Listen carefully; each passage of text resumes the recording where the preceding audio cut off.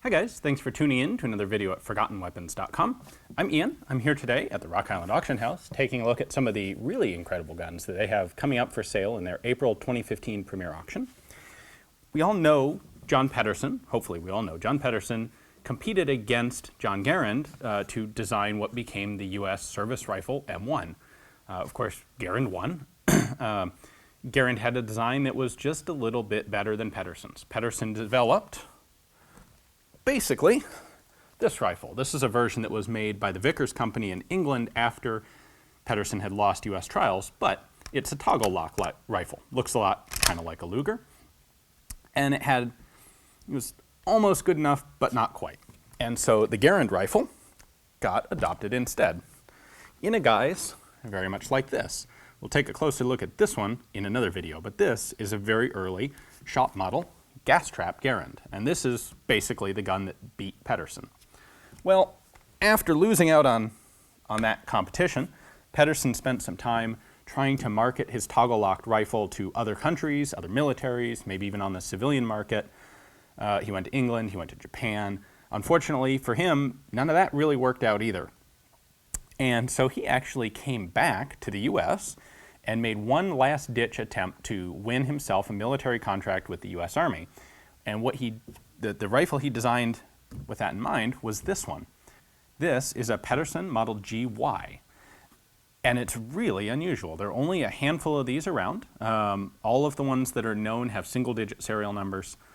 He made both a GY and a GX model. We'll get to the difference or lack thereof in a minute. But clearly, less than 10 of each of these were made. Only a couple are known to exist today. And it's basically a Pedersen manufactured, slightly improved version of the M1 Garand. So everything on here operates like an M1 would, but it has a number of distinctive Pedersen touches. And what Pedersen hoped he could do with this was win himself a contract to either make these in addition to the M1 or in place of the M1. Unfortunately, and maybe predictably by this point, it didn't work out.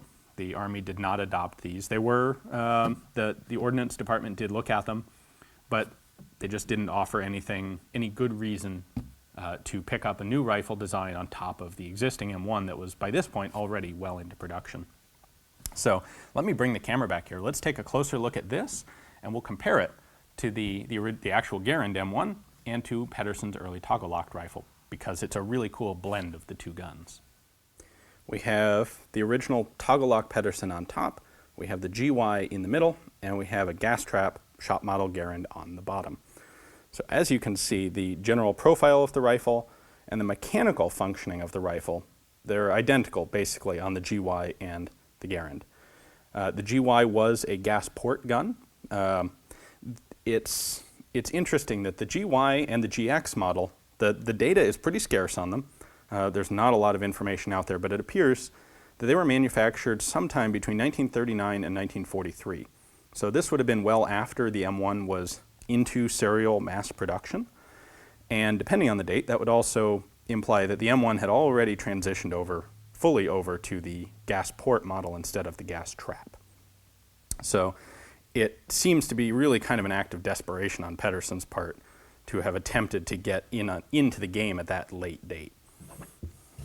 Now we'll take a close look at just the GY in a minute, but you can see it's got the same sort of bolt handle, op rod, and rotating bolt mechanism as the Garand.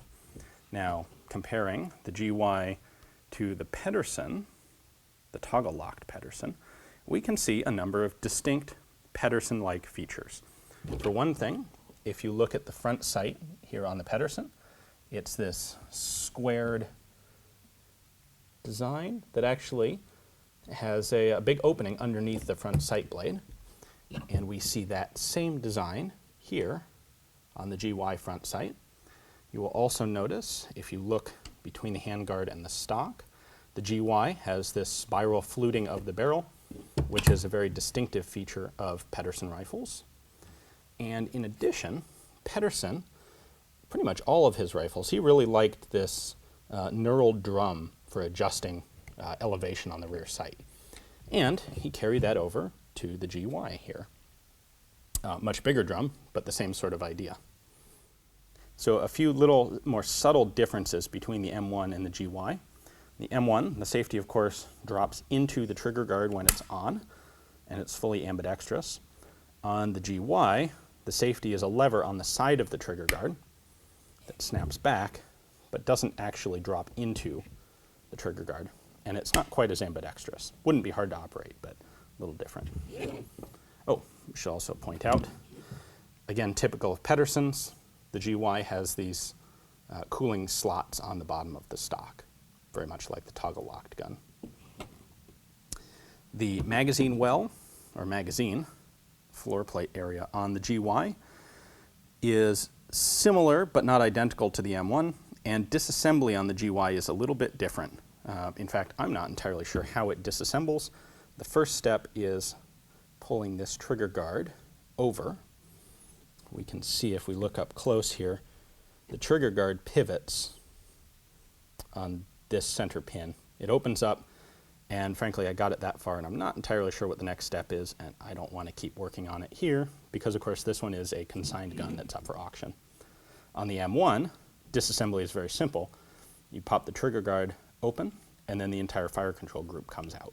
So I think in many ways, even though Pedersen had the benefit of seeing exactly what Garand had done, the Garand was still a better rifle in many ways than the GY. All right, let's take a closer look at the action of just the GY alone. It is a rotating bolt, just like the M1. Opens up, locks in place. This one is chock full of cosmoline. It's kind of interesting, all of the ones that are known are actually in really good condition, all of them. It's dubious that they ever went through field testing or any sort of rigorous testing. It's possible that one or two of them did, and those guns have not been found. But the rest of these seem to have been coated with cosmoline and put away until they were, one way or another, taken out of government property. So our follower here is a little bit different, where the M1 has a sliding follower to go from side to side. The GY has this pivoting follower. However, it works the same way. It uses an 8-round en bloc clip. I am not sure if it's the exact same clip. You would think Pedersen would design it to use the same clip since the M1 was already in production, but I don't have any empirical evidence on that. And it will give you Pedersen thumb, that's for sure, if you let it. Close the bolt, we push down the follower, release the bolt in like this. One advantage that Pedersen does have is it appears his op rod down in there is actually straight. One thing that the Garand did, the op rod comes back from the gas port and then it has a bend in it in order to clear the enlarged profile of the barrel. And that was a tricky industrial process to get right. It's a much more effective engineering solution to have a gas piston that's simply a straight rod connected to the bolt carrier back here. And it looks like Pedersen did that. So you can see that there is a carrier here that tracks on the bottom of the barrel, which is a good idea. It's got a little cutout, so that keeps the op rod in its correct position all the time. Other than that, this is basically an M1 rifle made by Pedersen. One other mystery to these, you'll see this is number 5. This is a model GY. There's also a model GX that was made, and I've been unable to figure out any significant differences between the two models, or any reason why he would have changed the designation partway through. I've got nothing. I haven't been able to find any information on that. So if you happen to know of why, I would love to hear from you in the comments below or at admin@forgottenweapons.com. One last control to point out, this is a clip release. The M1 has a very similar control. On the M1, the button pushes in. On this, it pushes down. The idea there is simply if you have a partial clip, you can pull the bolt back, it'll eject the chambered round, and then pushing on this button will eject the partial clip so that you can either empty the gun or reload it with a full clip. And then of course we have our windage adjustment here and our elevation.